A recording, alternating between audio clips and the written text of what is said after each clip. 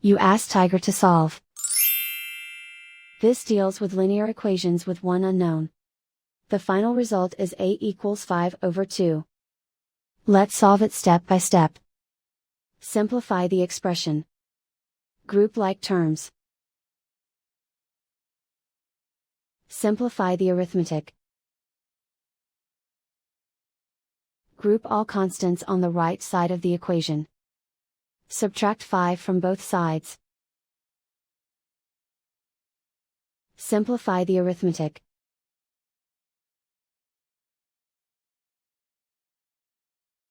Isolate the a. Divide both sides by -2. Cancel out the negatives. Simplify the fraction. Cancel out the negatives. And so the final result is a equals 5/2.